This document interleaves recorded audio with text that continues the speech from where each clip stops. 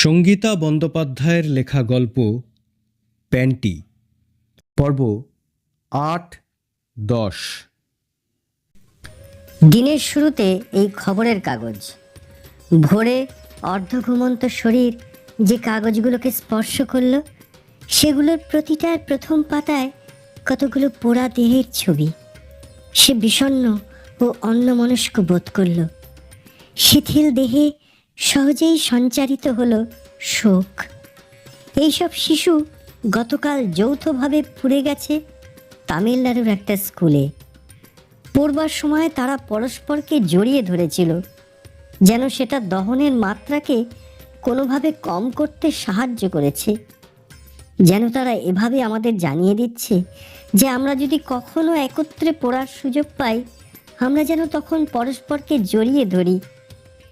প্রথমে শোনা যাচ্ছিল বেশ কিছু টিচারও নাকি পুড়ে মারা গেছে শিশুদের সঙ্গে, কিন্তু কালক্ষেপে বোঝা গেছে যে না, আদৌ তারা একজনও মারা যায়নি। তারা সময় মতো পালাতে সক্ষম হয়েছে। মারা গেছে ৬-৭ বছরের ৮০টা বাচ্চা ছেলে মেয়ে। আরও অসংখ্য মৃত্যুর অপেক্ষায় দিন গুনছে স্টেট জেনারেল হসপিটালে। একটা ইংরেজি দৈনিকের ছবি তাকে হাঁটু ভেঙে বসিয়ে দিল মাটিতে।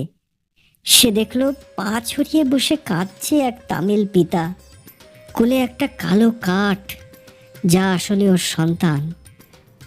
না, দিনের শুরুতে এই যথেষ্ট হয়েছে তার পক্ষে। কাগজগুলো দ্রুত ভাঁজ করে সে ছুঁড়ে দিল বেডরুমে। চা করে খাবে ভেবে ওভেন জ্বালালো। সে পালাতে চেয়েছিল খবরটা থেকে, বদলে অসহায়ের মতো আগুন লাগার আগে এবং আগুন নিভে যাওয়ার মাঝখানে ওই ৮০-৯০-১০০টা শিশুর পুড়তে থাকার সময়টায় পৌঁছে গেল। ও স্থির হয়ে দাঁড়িয়ে যখন কল্পনা করতে লাগলো আগুনকে নিজের চামড়ায়, মাংসে, মজ্জায়, তখন চায়ের জল ফুটে ফুটে নিঃশেষ হতে লাগলো ওভেনে।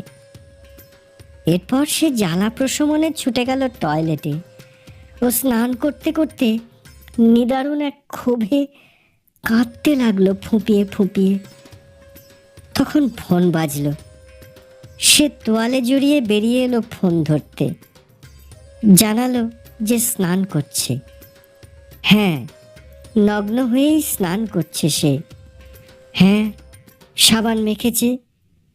আচ্ছা, সে আবার তোমাকে মনে করে সাবান মাখবে আর গোপন অঙ্গে হাত রেখে ৩ বার বলবে ঠিক, আমি তোমার, আমি তোমার, আমি তোমার।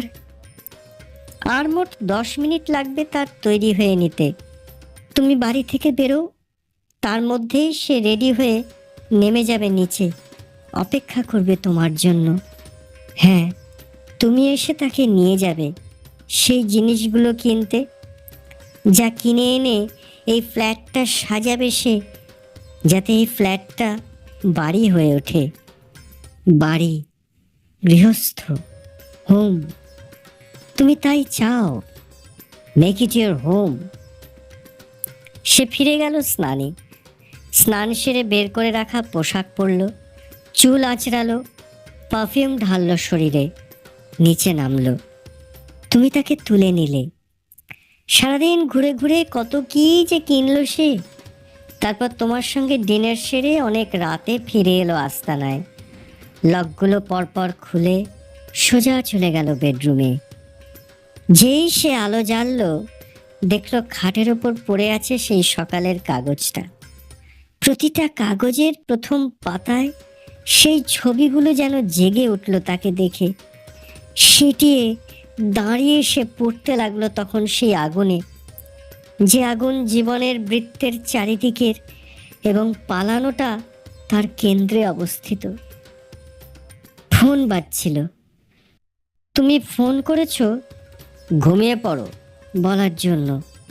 সে ফোন তুলেই বলল, আমার একটা ছেলে ছিল ৬-৭ বছরের। একদিন আমাদের হাই রাইজে আগুন লাগলো। আমি সেই দুপুরে এক অল্প চেনা পুরুষের নিচে শুয়েছিলাম। আমি দূরে ছিলাম, ওর বাবাও দূরে ছিল। ও ছিল রাত দিনের কাজের মেয়েটার কাছে। আগুন লাগতেই মেয়েটা ওকে 8 তলায় ফেলে পালিয়ে যায়। ও ফোন করেছিল আমার মোবাইলে, বলেছিল আগুনের কথা, বলেছিল পায়ের নিচের মেঝেটা ভীষণ গরম হয়ে গেছে মা, বলেছিল কাঁচের জানলা দিয়ে ঢুকে এসেছে আগুন আমাদের ঘরে। ও খুব কাশছিল, কাশতে কাশতে ও তীব্র অভিমানে বলেছিল আমাকে, মা তুমি কেন গেলে, কেন গেলে আমাকে ছেড়ে। তারপর শুধু একটা বিস্ফোরণের শব্দ পেয়েছিলাম, ব্যাস। ওপাশে আর কোনো শব্দ ছিল না, শুধু চরচর করে পুড়ছিল সব। তুমি চুপ করেছিলে, সেই কথা বলল আবার। আমি পালালাম, যে আগুন জীবনের মৃত্যুকে ঘিরে, পালিয়ে আমি পৌঁছলাম তার কেন্দ্রে।